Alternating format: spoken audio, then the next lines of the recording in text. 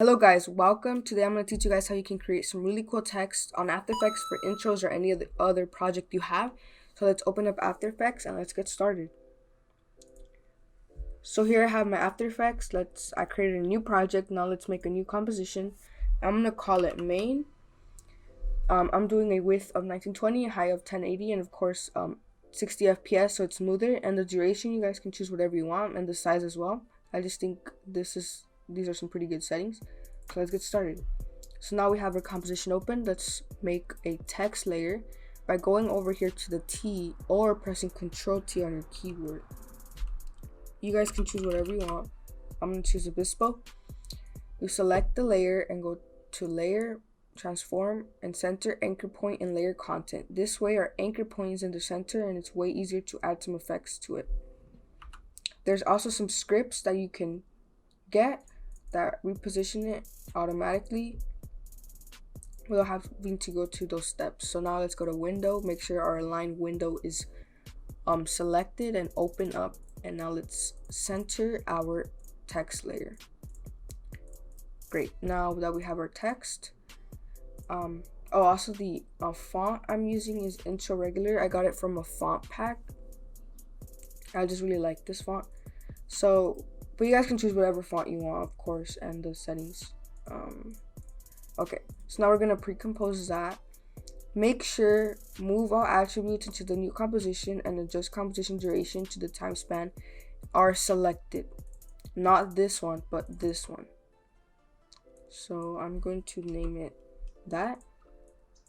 And now we're going to do the color of the text. So what we're gonna do is select it, go to Window, make sure your effects and presets window is open. Here's mine, and now we're gonna add a gradient ramp. So here's mine. Just drag it on there or double click, and now we're gonna get to choose our colors. I'm gonna do a red, so I want like this red, and then I'm gonna choose a darker red. You guys can choose whatever you want. It usually looks better if you add a lighter to darker color. So now here it is, but as you can see, you can kind of see that it's a gradient. So we're gonna move the start and end of the ramp. So we're gonna go over here and bring the start of the ramp lower, closer to the text, and the end of the ramp higher, closer to the text. So now it's way easier to see the gradient, and it looks way better like this as well. So now we're going to pre-compose this. Make sure you select move all attributes into the new composition and adjust composition duration to the time span of the selected layers. I'm going to name it gradient ramp, or I'm going to add gradient ramp so I know what effects I just added. Cool. So now I'm going to do an effect that I think is really cool, and it will make your text look really cool. So we're going to go over here to the rectangle tool and click it, and you guys can make a rectangle. I'm going to make it like this big. It doesn't really matter, align it. However, you're gonna want it lower to fill about like half of the text or less. And we're gonna add a fill to it. The color doesn't matter. I'm gonna add white just so that we can see what's going on. Alright, cool. So now we're going to add an effect called Turbulence Displace. Here it is. We might have to make the shape layer bigger, so just press S on your keyboard to open up the scale properties and open it up higher. So now we want the evolution to change. To do this, we're going to press Alt and click on the stopwatch right here. And this will open up. Just press Enter and put time times around like 60-ish. And now when we play it, it moves around. And of course, you can also change the size and the amount of ridges there are, or like the amount of displacement. I'm gonna leave it like that. You guys can change the settings however you want. Just make sure you add a time, and you guys can experiment with different like values in the time portion right here. So now what we're going to do is we're going to duplicate the text by pressing Control D or pressing Control C, Control V to copy and paste it. I'm just going to press Control D because it's easier for me. So we're gonna close this up and make sure you have your track matte options open. If you don't see this, make sure you press here, like somewhere around here there should be like a toggle option or something like that, and your track matte will pop up. I have mine set like this so I don't have to do that. So we're gonna go into the text right here and go into alpha inverted matte shape layer 1. And basically what it does, it cuts off that portion of the text.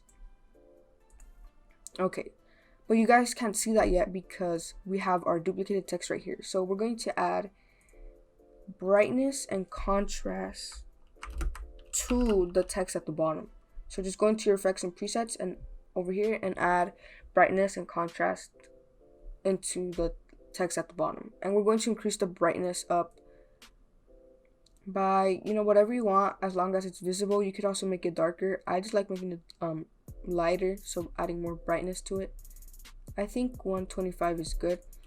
So now that when we play it, you can see that the text has some moving features inside of it, and I think that makes it look really cool. So we're going to select all of them and pre-compose it again. Make sure you move all attributes into the new composition and adjust composition duration to display on the selected layers. So I'm going to name it like that, so I know like what is going on with that composition, so it's more organized. So now we're going to click on the layer, right click, layer styles, and we're gonna add an inner shadow. If you go over here and select to toggle the transparency grid, you guys can see the shadow way better. I'm going to lower the opacity. Of course, this is all up to personal preference, but I like having it around like 20, so it's not like too much, but like you could still notice it a little bit. And I'm going to pre-compose that again, and let's make sure we move all attributes into the new composition and adjust the composition duration. So I'm going to name this one inner shadow, or just add the inner shadow to the end. We're going to do the same thing, right click, layer style, and I'm going to add a stroke. We open up the layer style, stroke, and you guys can change the color. I like adding a white stroke. I feel like that just looks cleaner in my opinion, but you guys can choose whatever you want and just increase the size to whatever you please. So I'm gonna go around 4.5, maybe even 5. It's just about experimenting. Make sure this is to outside. I think that's pretty good. Alright, cool.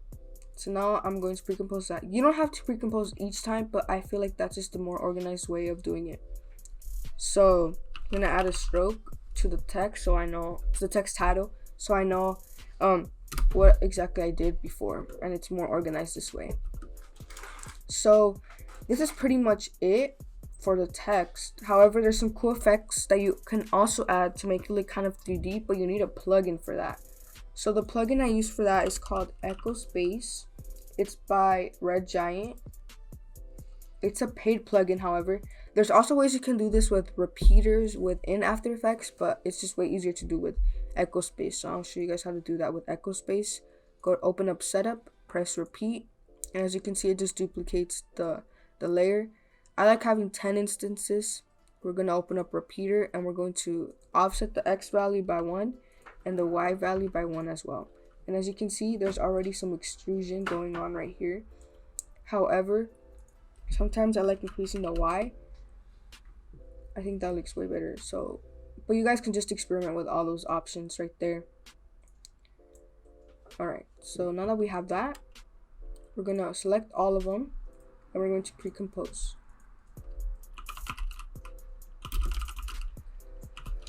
Cool. Again, making sure that we have move all attributes to the new composition. Cool. So now here are some other effects you guys can add. If we go over to effects and presets, we're going to open up the transform. It should be under distort, and we're going to drag that onto here. And now there's a skew option here to kind of like do that to the text. I like -5.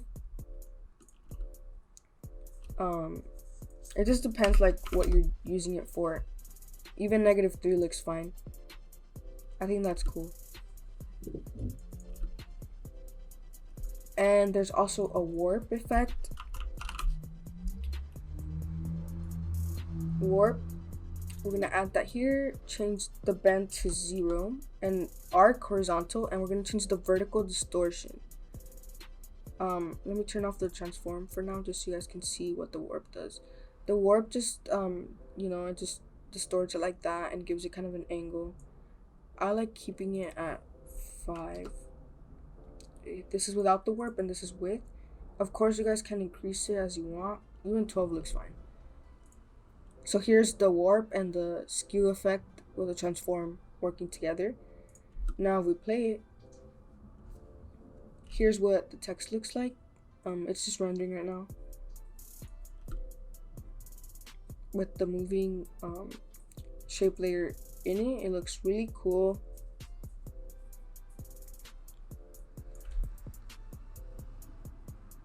Of course, let's toggle transparency grid.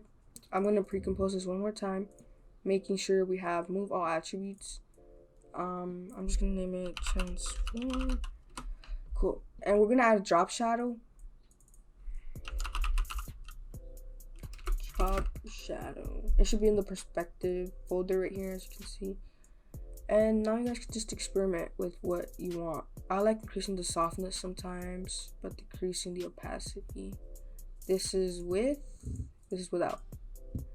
The distance is good at 5, but sometimes 3.5 works. I like it like that.